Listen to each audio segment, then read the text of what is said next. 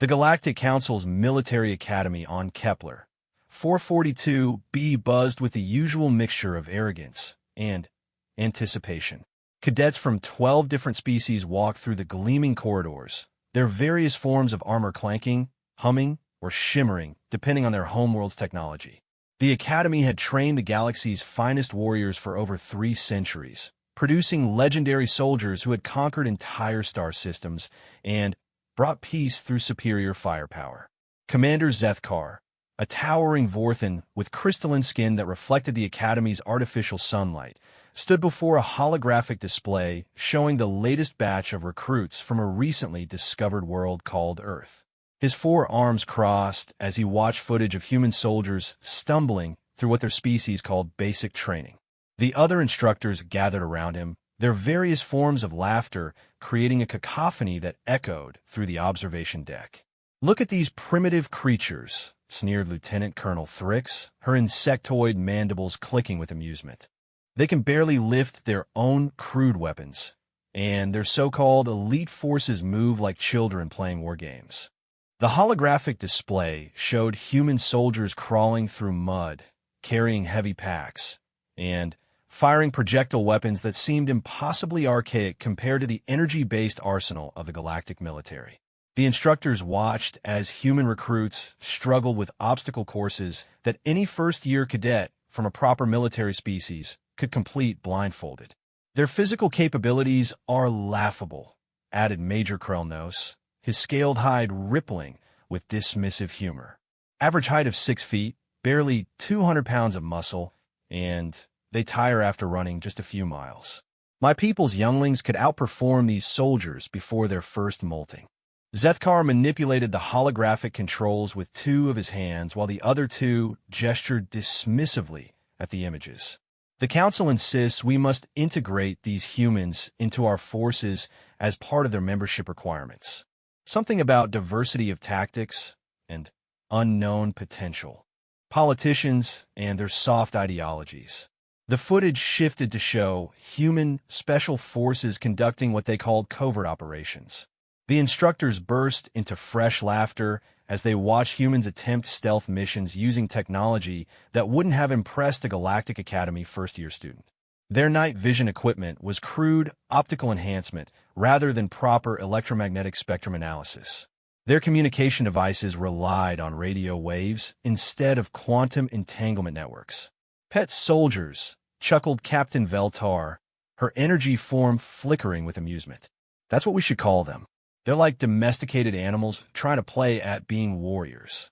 The term caught on immediately among the Academy staff. Within hours, the entire facility was referring to the incoming human contingent as pet crowds. Amusing little creatures who would provide entertainment, but certainly no real military value.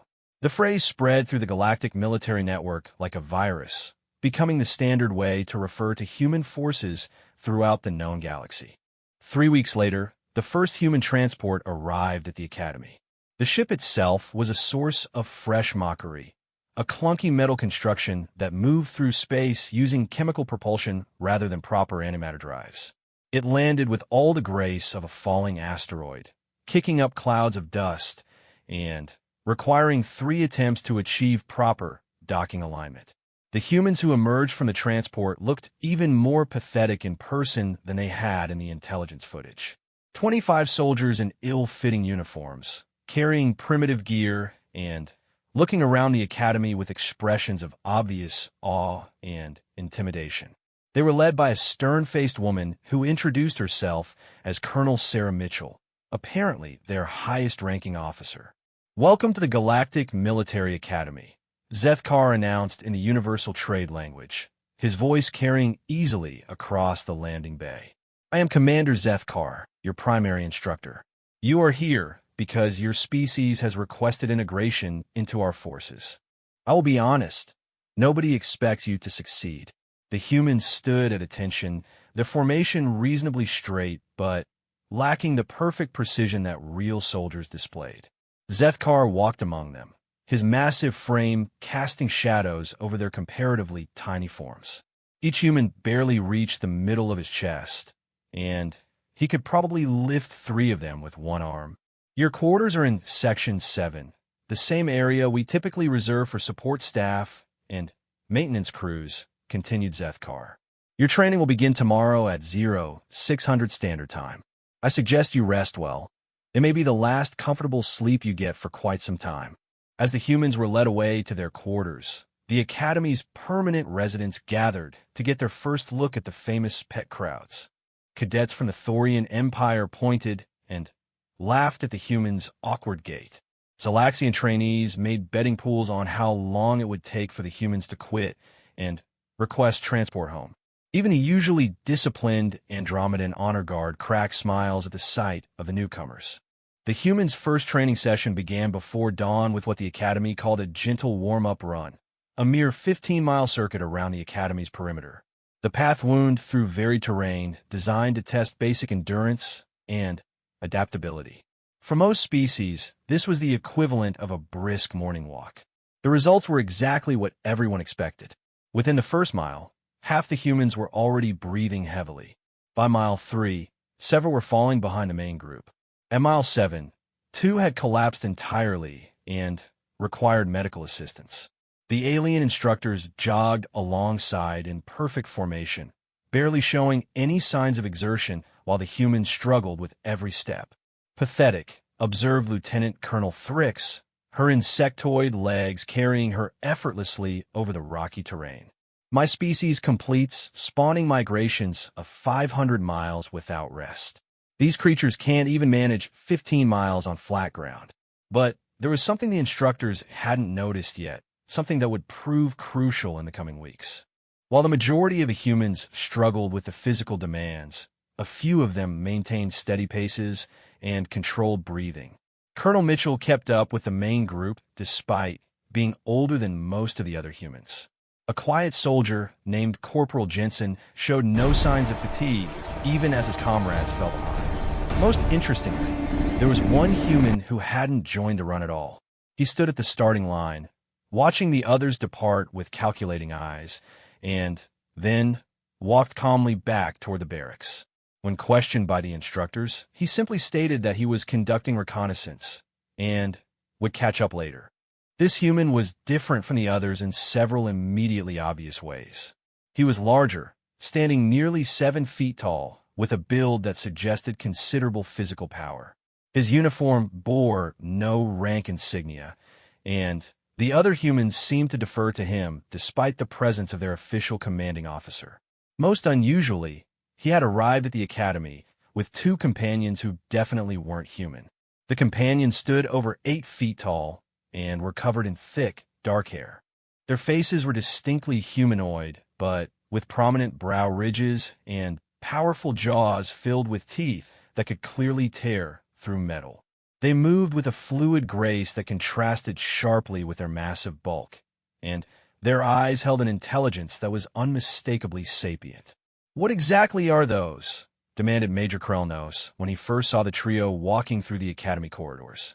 According to their identification documents, the large human is Master Chief Marcus Stone, formerly of something called United States Navy SEALs, replied Zethkar, consulting his datapad. The other 2 are listed as tactical specialists with names that translate to Ghostwalker and Mountain Breaker. Their species is recorded as Sasquatch with a note that they are indigenous allies of Earth. The instructors exchanged glances. None of them had heard of this Sasquatch species during their briefings on Earth's inhabitants. The intelligence reports had mentioned only humans as the planet's dominant sapient life form. Either their information was incomplete, or these were some kind of genetic modification experiment. "Have they completed the standard physical assessments?" asked Captain Veltar. "They refused to participate in group activities," Zethkar replied with obvious irritation. The human, this Marcus Stone, claims they are operating under different protocols. When I demanded clarification, he simply said his orders come from a higher authority than mine. This was unprecedented. In 3 centuries of operation, no cadet had ever claimed authority that superseded the Academy's command structure. The Galactic Council had established clear chains of command that were universally respected. For a member of the weakest known species to claim special status was beyond insulting. It was potentially treasonous. The situation became even more complicated during the humans' first weapons training session. Standard protocol involved familiarizing new cadets with basic energy weapons, plasma rifles, particle beam projectors, and molecular disruptors. These weapons could vaporize targets at the molecular level and were considered the minimum standard for any serious military force. The human soldiers struggled with the advanced weapons exactly as expected. The energy cells were too heavy for their weak frames. The targeting systems required mental processing speeds beyond their capabilities, and the recoil from plasma discharge knocked several of them off their feet. It was an embarrassing display that confirmed every negative opinion the instructors held about human military potential. But Marcus Stone and his two companions approached the weapons range differently. Instead of attempting to use the standard galactic arsenal, they produced their own equipment from sealed cases. The weapons they revealed were clearly Earth-manufactured, recognizable projectile firearms, but modified with technologies that definitely hadn't appeared in any intelligence reports. Stone's primary weapon appeared to be some kind of enhanced sniper rifle, its barrel modified with systems that hummed with contained energy. The two Sasquatch carried what looked like oversized shotguns, but with additional components that suggested they were far more sophisticated than their primitive appearance indicated. "Instructor permission to test our equipment?" Stone asked in a tone that suggested he would proceed regardless of the answer. Before Zethkar could respond, Stone had taken position at the 1,000-meter firing line, a distance reserved for advanced cadets with significant experience. The target was a standard combat drone, armored with materials that could withstand direct hits from military-grade plasma weapons. Stone's shot was so quiet that most observers initially thought his weapon had malfunctioned. There was no visible energy discharge, no spectacular light show, just a subtle whisper of displaced air. The combat drone continued flying for almost 3 seconds before suddenly falling from the sky, its entire central processing unit having been completely destroyed. The silence that followed was profound. 1,000-meter kills on moving targets were difficult even for experienced soldiers using advanced energy weapons. For a primitive projectile weapon to achieve such precision was theoretically impossible. "Electromagnetic pulse round," Stone explained casually, lowering his rifle, "destroys electronic systems without damaging the surrounding structure. Useful when you need to capture equipment intact." Ghostwalker and Mountain Breaker stepped up to their own firing positions, taking aim at targets designed for heavy weapons testing. Their modified shotguns fired projectiles that seemed to phase in and out of visibility, striking targets that should have been protected by advanced shielding systems. Whatever they were shooting, it was completely bypassing the defensive technologies that were supposed to make those targets invulnerable. "Phase ammunition," Mountain Breaker explained in a voice like grinding granite. "Quantum-shifted projectiles pass through standard shielding configurations." The instructor stared at the destroyed targets with growing unease. These weren't just primitive weapons. They represented technological approaches that galactic science had never considered. While everyone else had focused on increasing energy output and improving targeting systems, the humans had apparently developed entirely different methods of achieving the same results. "Where did you acquire these technologies?" demanded Zethkar, his crystalline skin darkening with suspicious anger. "We made them," Stone replied simply. "Humans are quite good at improvisation when our backs are against the wall." Over the following days, Stone and his companions continued to demonstrate capabilities that defied every assumption about human limitations. During a stealth exercise designed to be impossible for species without natural camouflage abilities, they infiltrated the Academy's supposedly secure command center and left behind evidence of their presence without triggering a single alarm. When challenged to a hand-to-hand combat demonstration, Mountain Breaker defeated 3 Thorian warriors simultaneously. Warriors whose species was renowned throughout the galaxy for their physical prowess in close-quarters fighting. He accomplished this victory without using any weapons or apparent technology, relying entirely on techniques that seemed to channel and redirect his opponent's own strength against them. Ghostwalker demonstrated tracking abilities that put the Academy's best reconnaissance specialists to shame. He could follow trails that were invisible to advanced scanning equipment and predict enemy movement patterns with an accuracy that bordered on precognition.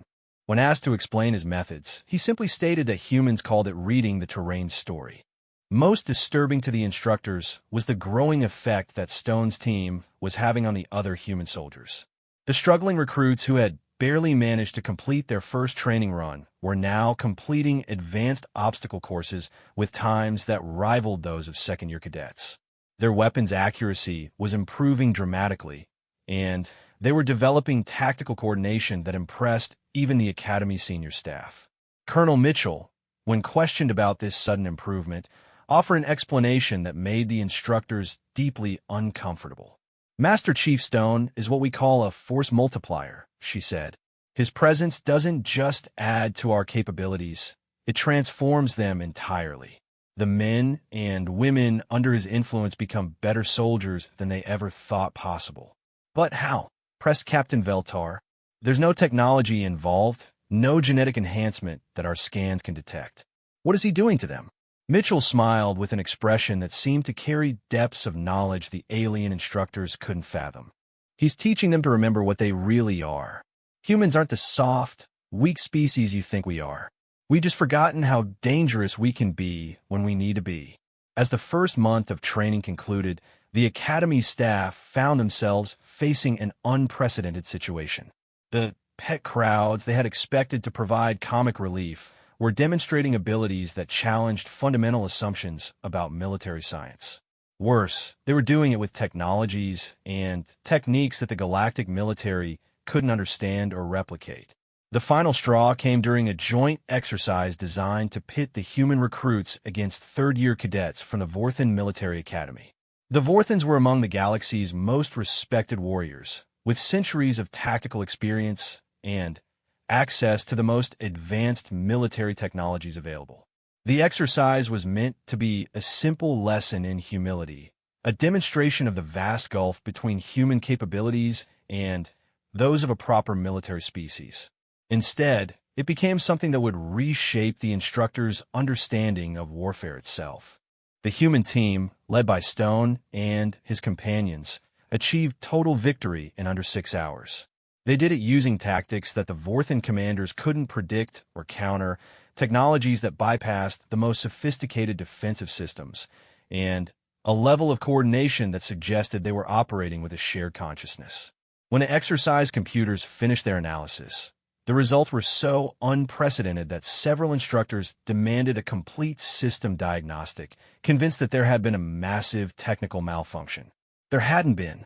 The pet crowds had just demonstrated that perhaps the galaxy had severely underestimated what humans were capable of becoming. As Stone and his team walked off the training field, seemingly unaffected by their stunning victory, Zethkar found himself wondering if the Galactic Council's decision to integrate humans into their military forces had been based on far better intelligence than anyone had realized. The humans weren't the weak, primitive species everyone had assumed them to be. They were something else entirely, something that might change the balance of power in the galaxy forever. And Stone, with his two impossible companions, was apparently just the beginning. The emergency session of the Academy Council convened at 0300 hours, well before the standard duty shift began. Commander Zethkar had called the meeting after reviewing the combat exercise data for the third time, each analysis yielding the same impossible results. The council chamber, usually reserved for formal ceremonies and disciplinary hearings, now hosted an unprecedented gathering of the galaxy's most senior military minds.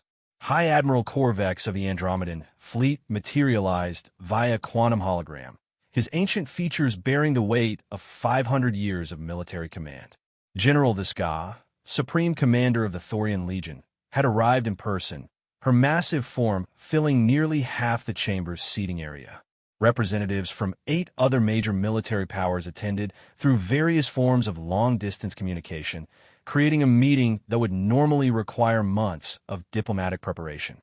Explain to me, Admiral Corvex began without preamble, how 25 primitive humans defeated an elite Vorthan strike team in under 6 hours using technology we don't understand and tactics we can't counter. Zethkar activated the holographic display, showing a three-dimensional recreation of the exercise battlefield. The virtual terrain materialized in the center of the chamber, complete with real-time movement tracking of all participants during the engagement. The exercise parameters were standard. He began, his four arms manipulating the display controls to highlight key positions. Capture and hold three strategic objectives while eliminating enemy forces. The Vorthen team consisted of 36 third-year cadets, all graduates of preliminary combat training.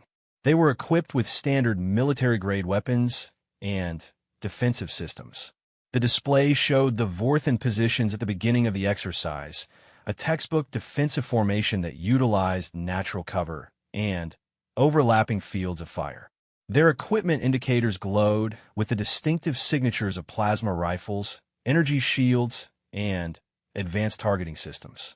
The human force numbered 25, including their three specialist units, continued Zethkar, highlighting the human starting positions.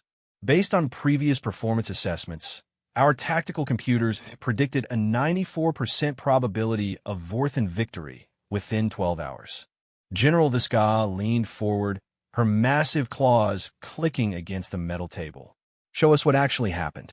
The battlefield simulation began to move, tracking the participants' movements through the exercise terrain. For the first 30 minutes, everything proceeded as expected.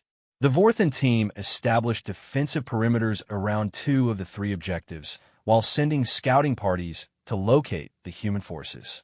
Then, something changed. At 14:32 exercise time, we lost sensor contact with the first Vorthen scouting party. Zethkar explained, his voice carrying a tension that hadn't been there at the start of his presentation. Complete radio silence. Their biomonitors continued transmitting vital signs, but they stopped responding to command communications. The display showed the scouting party's indicators going dark one by one, not from equipment failure or combat damage, but from what the computers classified as voluntary communications shut down. 17 minutes later, the second scouting party reported visual contact with human forces approximately 2 kilometers from their actual position. Zethkar continued. They engaged what they believed to be the primary human force, expending significant ammunition and energy reserves against targets that post-exercise analysis revealed to be advanced holographic decoys. Admiral Korvex studied the tactical display with the intensity of someone trying to solve an impossible puzzle. Holographic technology requires significant power sources and sophisticated projection equipment. Our intelligence reports indicated that humans hadn't developed such capabilities. That's what we assumed, replied Zethkar grimly. But examination of the battlefield after the exercise revealed no evidence of conventional holographic projectors.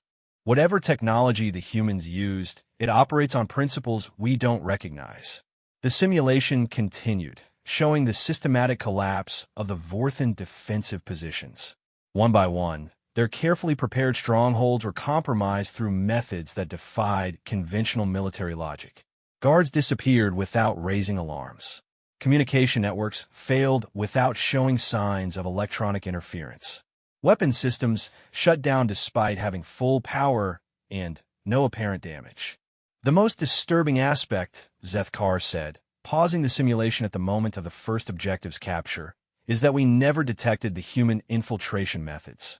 Our sensors, designed to identify movement and energy signatures from dozens of known species, simply didn't register their presence until after they had already achieved their objectives. General Thaska's scaled hide rippled with agitation. You're telling us that these primitives have developed stealth technology superior to our most advanced detection systems. I'm telling you that they achieved results that our detection systems classify as impossible, Zethkar corrected. Whether through technology or techniques we don't understand, they infiltrated positions that should have been impregnable. The simulation reached the final phase of the exercise, showing the last Vorthen stronghold. 20 remaining cadets had fortified the third objective with overlapping defensive fields and multiple backup communication systems. The position was theoretically capable of holding against a force 3 times the size of the remaining human team. The humans captured it in 47 minutes without firing a single shot. Ow! Demanded Admiral Korvex, his holographic form flickering with transmitted emotion. Zethkar manipulated the display to show the final assault from multiple angles. The human team approached the stronghold directly, making no attempt at concealment. The Vorthan defenders opened fire at maximum range with full intensity, targeting systems locked and tracking perfectly. The display showed energy beams and projectiles streaking toward the advancing humans, all readings indicating direct hits with sufficient force to neutralize any known infantry targets. But the attacks passed through them harmlessly, Zethkar continued. Post-exercise interviews with the Vorthan defenders revealed that they could see the humans approaching, could track them with all their equipment, but their weapons simply couldn't affect them. Phase shifting, suggested General Deska. Some form of dimensional displacement technology. That was our first theory, Zethkar agreed. But phase shifting requires enormous energy expenditure and creates detectable quantum disturbances. Our sensors recorded no such phenomena. The simulation showed the humans walking calmly through the defensive perimeter, their forms solid and clearly visible to all observers. As they reached the Vorthan positions, the defending cadets simply laid down their weapons and stepped aside, their expressions vacant and compliant. Neural manipulation? Asked Admiral Korvex. Some form of mind control technology? Medical examination of the affected cadets revealed no signs of chemical or technological interference with their brain functions, Zethkar reported. When questioned under truth verification protocols, they stated that they chose to surrender because resistance seemed pointless. The council chamber fell into an uncomfortable silence as the implications sank in. For centuries, galactic military doctrine had been based on the assumption that superior technology and training would always prevail over inferior forces. The human victory challenged fundamental principles that underpin the entire military establishment. We need to understand their capabilities, Admiral Korvex finally stated. Arrange for detailed interviews with their leadership. I want to know exactly what we're dealing with. The interview with Master Chief Marcus Stone took place in the Academy's most secure briefing room, surrounded by scanning equipment designed to detect any form of deception or technological enhancement. Stone entered alone, having left his two companions in the barracks despite the Council's request to interview all three specialists. He stood at attention before the assembled officers, his posture perfect but somehow different from the rigid discipline displayed by galactic military personnel. There was a relaxed confidence about him that suggested he considered himself among equals rather than superiors, despite the vast difference in rank and authority represented around the table. Master Chief Stone, began Admiral Korvex, we've reviewed the results of yesterday's exercise with considerable interest. Your team's performance exceeded all expectations and demonstrated capabilities that weren't apparent in your species' preliminary assessments. Stone's expression remained neutral. With respect, Admiral, I think your preliminary assessments were based on incomplete information. Explain, ordered General Deska. You evaluated human military potential based on our conventional forces, Stone replied. Regular Army, Navy, Air Force personnel operating under peacetime conditions using standard equipment and tactics. But every human military organization has specialized units that operate under different parameters. Zethkar consulted his datapad. Your file indicates service with something called Naval Special Warfare. Clarify the distinction. Stone seemed to consider his response carefully. Conventional forces are designed to win wars through superior numbers, logistics, and technology. Special operations forces are designed to accomplish objectives that conventional forces consider impossible. Using what methods? Pressed Admiral Korvex. Adaptation, Stone answered simply. We identify the enemy's assumptions about what's possible, then do something different. The holographic decoys, Zethkar said. Our technology specialists found no evidence of projection equipment. Because we didn't use projectors, Stone replied. We used the Vorthan soldiers' own expectations against them. Their targeting systems were programmed to identify human heat signatures and movement patterns. We simply gave them what they expected to see while doing something else entirely. General Thaska's claws scraped against the table. That explains the decoys, but not the infiltration. Our sensors detected no movement toward the defended positions. Your sensors were looking for movement patterns they recognized, Stone said. My companions aren't human. They move differently, think differently, perceive the environment differently. Your equipment was calibrated to detect known species behaviors. These Sasquatch, Admiral Korvac said, consulting his own files. Our intelligence reports made no mention of a second sapient species on your world. Stone's expression shifted slightly, the first sign of emotion he had displayed during the interview. That's because we spent the last few centuries convincing most humans that they don't exist. Turns out it's easier to maintain operational security when potential enemies don't know what capabilities you actually possess. The implications of this statement sent a chill through the assembled officers. If humans had successfully hidden the existence of an entire species from galactic intelligence networks, what else might they be concealing? The final assault, Zethkar continued, desperate to understand at least one aspect of the human victory. Your team walked directly through defensive fire without taking damage. We didn't walk through it, Stone corrected. We convinced the defenders that shooting at us was a waste of ammunition. Ow! Stone was quiet for a long moment, as if deciding how much to reveal. Humans have been fighting each other for our entire recorded history. We've developed techniques for psychological warfare that go beyond simple intimidation. When applied correctly, these techniques can convince enemy forces that surrender is their only rational option. Without the use of any technology, demanded General Deska. Human psychology is technology, Stone replied. We just use a different interface. The interview continued for several more hours, but Stone's answers became increasingly cryptic and philosophical.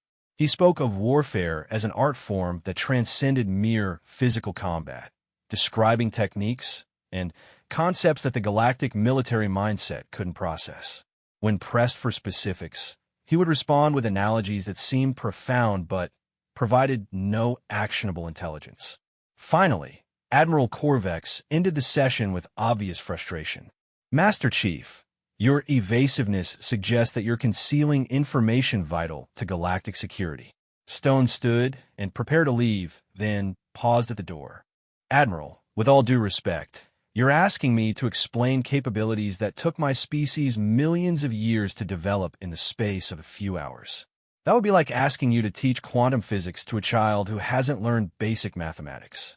Then, how do we prepare for the possibility of conflict with human forces? Asked Zethkar.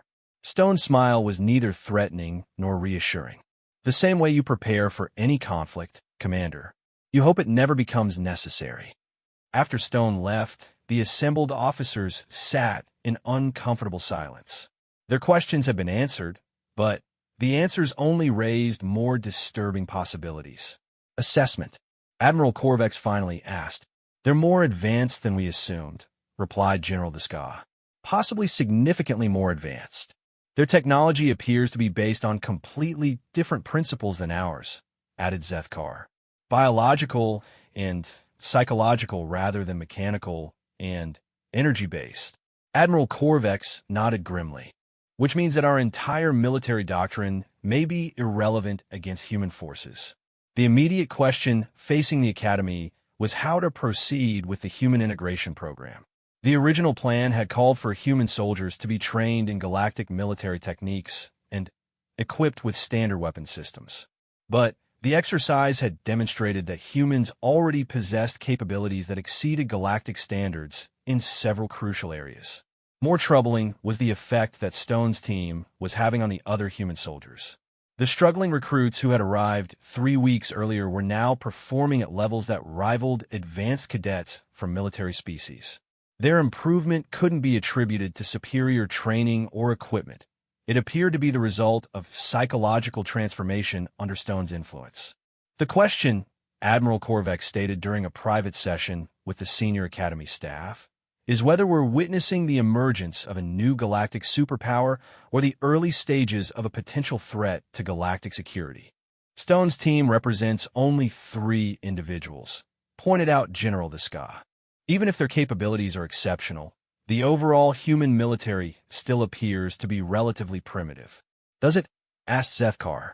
We made that assumption based on intelligence reports that apparently missed an entire species and significantly underestimated human technological capabilities. What else might we have missed? The Academy's intelligence department began an immediate review of all available information about Earth and its military forces. What they discovered over the following week painted a picture that was far more complex and concerning than anyone had anticipated. Human military history revealed a species that had spent thousands of years developing increasingly sophisticated methods of warfare, not through superior technology alone, but through strategic thinking that often bordered on genius-level creativity. They had repeatedly defeated forces with superior numbers and equipment through tactics that their enemies couldn't predict or counter. More disturbing were the gaps in the available information. Large portions of human military capability were classified or hidden, with security protocols that even galactic intelligence networks couldn't penetrate. The humans had apparently compartmentalized their most advanced capabilities so effectively that even their own population was largely unaware of what their military could actually accomplish. The Sasquatch presented a particularly troubling mystery. Despite intensive investigation, galactic intelligence could find no reliable information about their origins, capabilities, or relationship with human civilization. They appeared in human folklore and mythology, but were consistently dismissed as fictional by human scientific authorities. Either the humans had successfully maintained a conspiracy involving millions of their own people for centuries, or they had developed deception technologies so advanced that they could fool even their own species about what existed on their planet. Both possibilities had profound implications for galactic security. The situation reached a crisis point during the 4th week of training when Stone requested permission to conduct advanced tactical demonstrations with his companions. The request was initially denied, but Stone indicated that the demonstrations were necessary for the human soldiers to complete their integration training. When pressed for details, Stone explained that the human recruits were operating at a fraction of their potential because they had been conditioned by their society to accept limitations that didn't actually exist. The demonstrations would help them understand what humans were capable of achieving when those artificial limitations were removed. Against their better judgment, the Academy staff approved a controlled demonstration in the main training facility.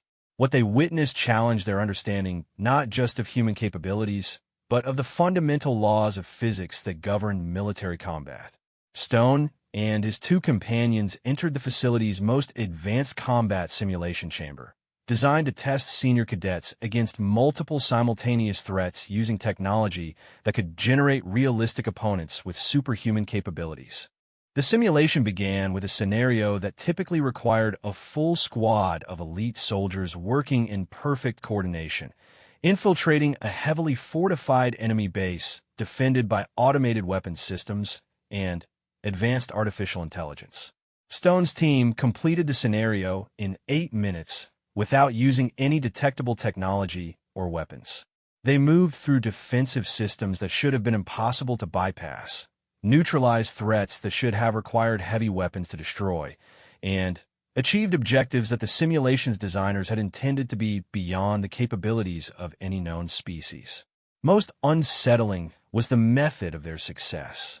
Rather than overpowering the simulation's defenses, they seemed to convince the artificial intelligence running the scenario that resistance was futile. Security systems shut down voluntarily. Defensive weapons aimed away from their targets. Automated guards stepped aside to allow passage. When the Academy's technicians examined the simulation logs, they found something that defied logical explanation. The artificial intelligence hadn't malfunctioned or been hacked. According to its own records, it had simply concluded that the most efficient way to complete the scenario was to assist the human team rather than oppose them.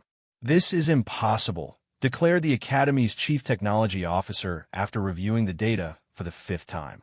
Artificial intelligence systems can't be psychologically manipulated. They don't have emotions or instincts that could be exploited. Stone's response to this observation was typically cryptic. AI systems are still systems. Every system has operating parameters. When you understand those parameters well enough, you can influence how the system interprets its objectives. The demonstration had been witnessed by human soldiers throughout the academy, and its effect on their performance was immediate and dramatic. Within days, human trainees were completing advanced courses that had previously been beyond their capabilities. They demonstrated tactical coordination, physical abilities, and technological adaptation that approached the level shown by Stone's team. The Academy's instructors found themselves in the unprecedented position of learning from their students. Human soldiers began demonstrating techniques and strategies that galactic military science hadn't conceived, using approaches that challenged fundamental assumptions about combat effectiveness. Colonel Mitchell, when asked to explain the sudden transformation in her soldiers' capabilities, offered an explanation that left the Academy staff more concerned than enlightened. Master Chief Stone isn't teaching them new skills, she said. He's teaching them to remember skills they already possessed but had forgotten how to access. Every human carries the genetic memory of millions of years of survival against impossible odds. We've just lost touch with that heritage living in civilized society. Genetic memory doesn't work that way, protested the Academy's chief medical officer.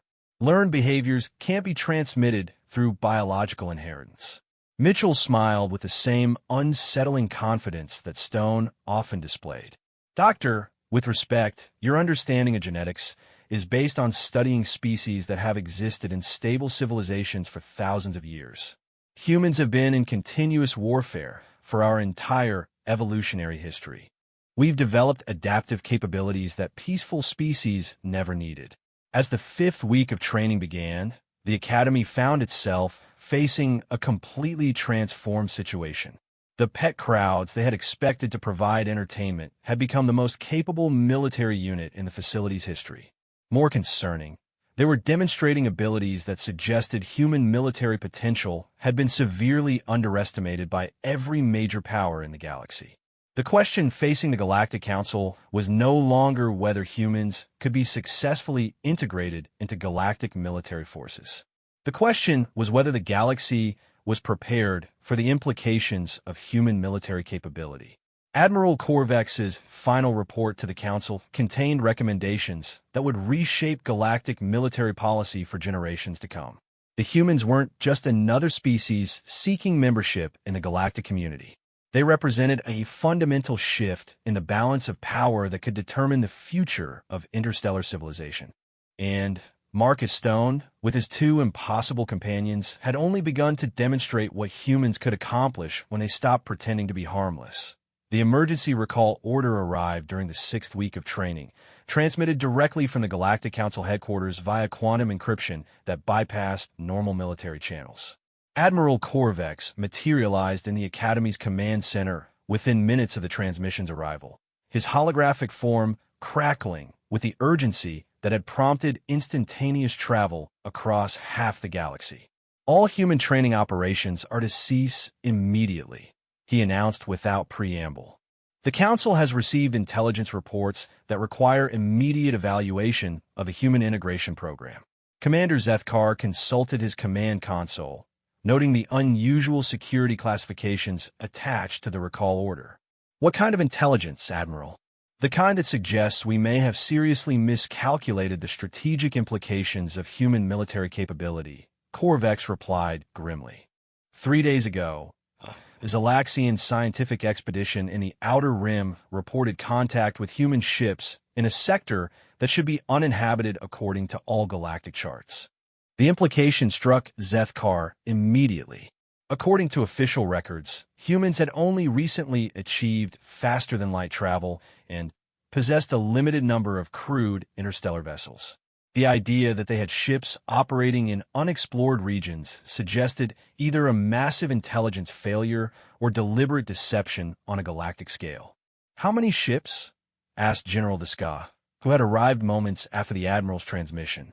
The Zalaxians reported visual contact with 12 vessels before losing communications, Korvex answered. When we sent a patrol to investigate, they found no trace of the expedition. The entire scientific team had vanished without any distress signals or evidence of conflict. Zethkar felt his crystalline skin darken with concern. Zalaxian scientific expeditions were heavily shielded and armed with defensive systems capable of withstanding direct military assault. For them to disappear completely suggested either catastrophic system failure or contact with forces possessing capabilities beyond anything in the known galaxy. Could it have been pirates or unknown hostiles, suggested Captain Veltar. That was our initial assumption, Admiral Korvex replied, until we received the expedition's final transmission logs. The Admiral activated the command center's main display, showing a recording that had been transmitted via emergency quantum burst just moments before the Zalaxians lost contact. The image quality was poor, corrupted by interference from unknown sources, but the content was unmistakably clear. The recording showed a Zalaxian science officer standing in what appeared to be the expedition's main laboratory. Behind him, visible through the ship's observation windows, were the silhouettes of vessels that were clearly of human origin, but far more advanced than anything in the intelligence files. Day 12 of the expedition, the science officer was saying, his normally steady voice carrying obvious excitement. We have made contact with representatives of the human species, but these are not the primitive vessels described in council reports. Their technology appears to be centuries ahead of our initial assessments. The recording flickered as some form of interference disrupted the transmission. When the image stabilized, the science officer was no longer alone. Standing beside him was a figure in what appeared to be human military uniform, but with insignia and equipment that didn't match any known Earth military organization. The human representative has agreed to share certain technological innovations in exchange for detailed information about Council military capabilities, the science officer continued. Their interest in our defensive systems and strategic deployments suggests a level of tactical sophistication that the transmission ended abruptly, leaving the command center in stunned silence. That recording was received 18 hours ago, Admiral Korvex explained. Since then, we've lost contact with 3 additional patrols sent to investigate the disappearance. The strategic implications were staggering. If humans possessed advanced ships operating independently in unexplored regions, it meant that Earth's official government either wasn't aware of these capabilities or was deliberately concealing them from the galactic community. Either possibility suggested that the human integration program was proceeding on completely false assumptions. We need to interrogate the humans currently at the Academy, General Viscott declared, starting with this Master Chief Stone. Stone and his companions disappeared from the Academy 4 hours ago, Zethkar reported, consulting his security logs. Their quarters were empty, their equipment was gone, and there's no record of their departure through any official channels. How is that possible? Demanded Admiral Korvex. This facility has security systems that can track a grain of sand moving through the corridors. According to the logs, they simply walked out through the main entrance, Zethkar replied. Multiple security personnel reported seeing them leave, but none of them questioned their departure or thought to report it until hours later. The same psychological manipulation that had affected the Vorthan cadets during the training exercise had apparently been used against the Academy's own security forces. Stone and his companions had somehow convinced trained military personnel that their departure was normal and unremarkable, despite the complete absence of any authorization or official orders. What about the other human soldiers? Asked Captain Veltar. Still in their quarters, apparently unaware that their specialists have left, Zethkar answered. Colonel Mitchell claims no knowledge of Stone's departure orders or destination. Admiral Korvex studied the Academy's security displays with growing frustration. Assemble all human personnel in the main briefing chamber. I want answers about these advanced ships and the true extent of human military capability. The briefing that followed proved to be as enlightening as it was disturbing. The 22 remaining human soldiers displayed genuine surprise when informed about the mysterious vessels in the Outer Rim. Their reactions appeared authentic under truth verification protocols, suggesting that they were either exceptional actors or genuinely unaware of the advanced human forces operating beyond Earth's solar system. Colonel Mitchell's responses were more complex.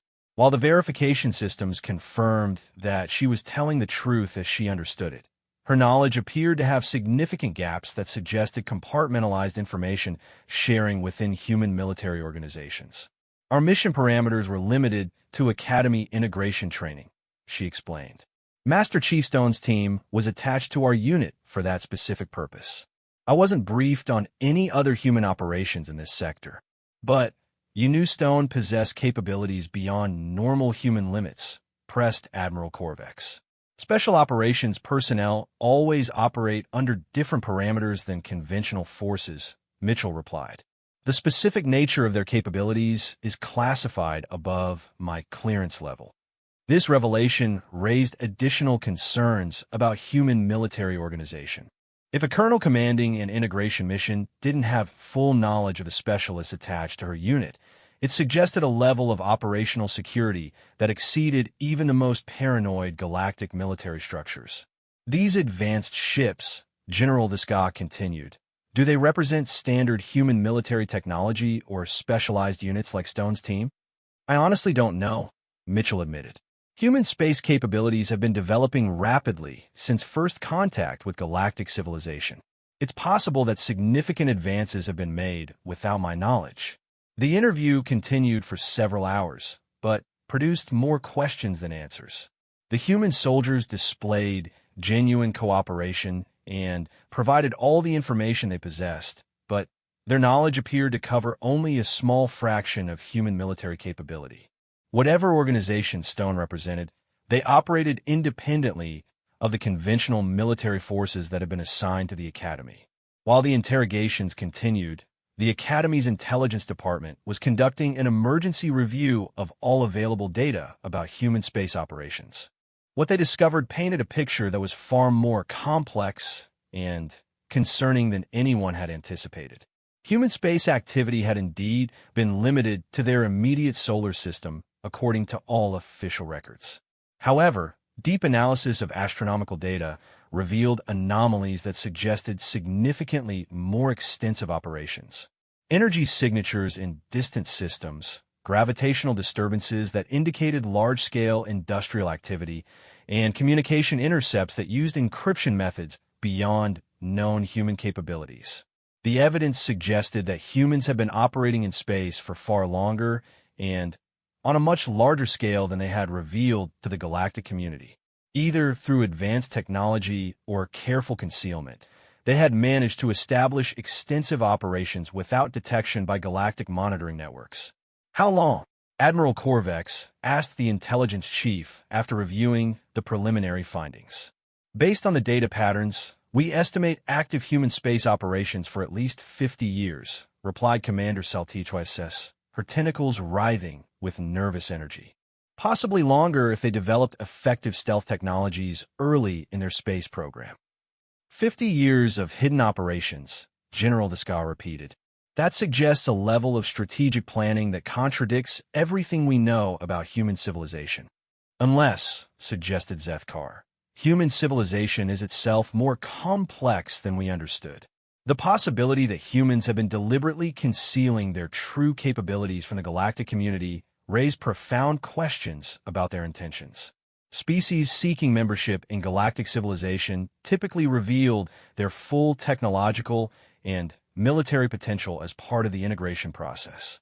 The fact that humans appeared to be holding back significant capabilities suggested either extreme caution or more sinister motives. The situation became even more complex when additional intelligence reports began arriving from across the galaxy. Human ships, always described as far more advanced than official specifications, have been spotted in at least 12 different systems over the past 6 months. In each case, contact had been brief, and the vessels had disappeared before detailed analysis could be conducted. Most disturbing were reports from species that had attempted to track or intercept these vessels. 3 different military patrols had reported complete system failures when approaching human ships, with all electronic equipment shutting down simultaneously. The affected vessels have been left drifting helplessly until rescue arrived, their crews unharmed but unable to explain what had happened to their systems. Electronic warfare capabilities. Admiral Corvex concluded after reviewing the reports. They can disable our ships without using any detectable weapons or energy signatures. The same way they bypassed our security systems, added General Desca. They're not overpowering our technology, they're convincing it to stop working. The Academy's technical staff began an immediate analysis of all human interactions with galactic technology during their stay. What they discovered was a pattern of subtle influences that had gone completely unnoticed during routine operations. Human soldiers had consistently achieved better results with galactic equipment than their training level should have allowed. Their energy weapons had operated more efficiently, their defensive systems had provided better protection, and their communication equipment had maintained clearer signals across greater distances. Initially, these improvements had been attributed to human adaptability or superior hand-eye coordination. But detailed analysis revealed that the equipment itself was functioning beyond normal parameters when operated by human personnel. They're not just adapting to our technology, reported Chief Engineer Molkar after completing the analysis.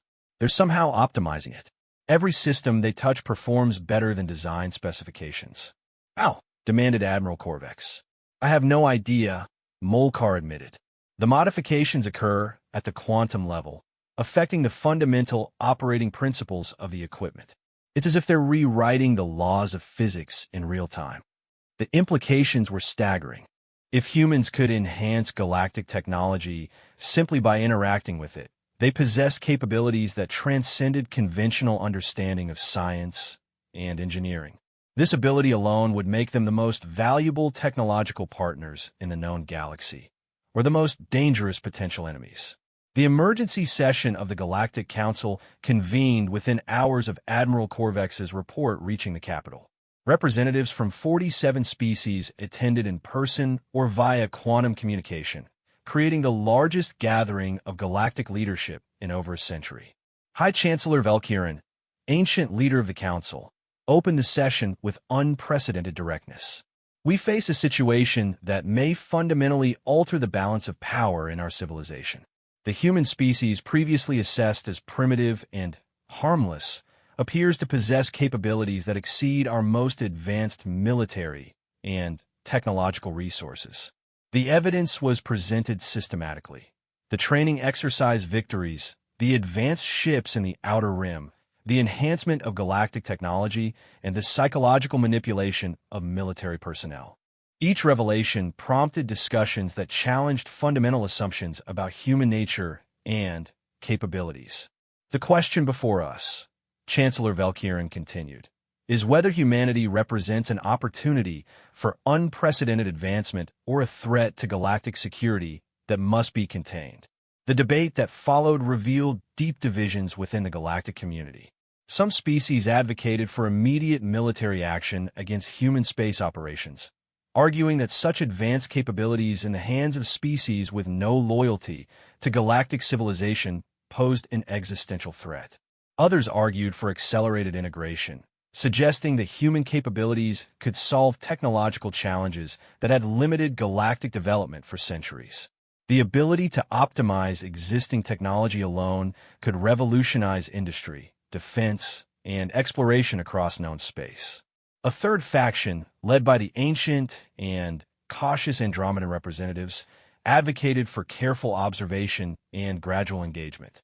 They pointed out that human intentions remained unclear, and premature action could either destroy valuable opportunities or provoke a conflict with forces whose full capabilities were unknown. The debate continued for 18 hours before Chancellor Velkirin called for preliminary recommendations.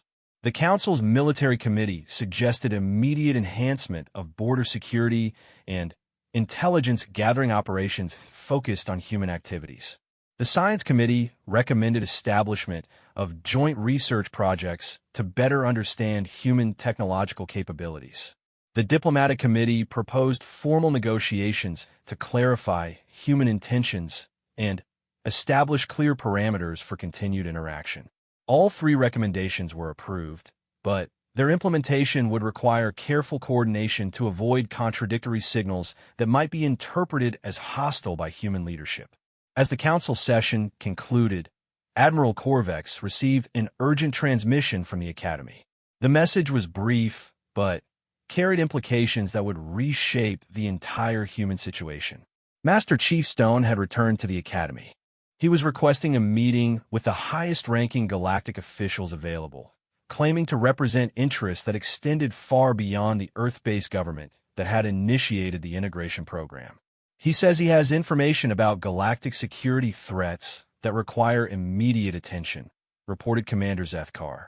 Information that only human intelligence networks have been able to gather.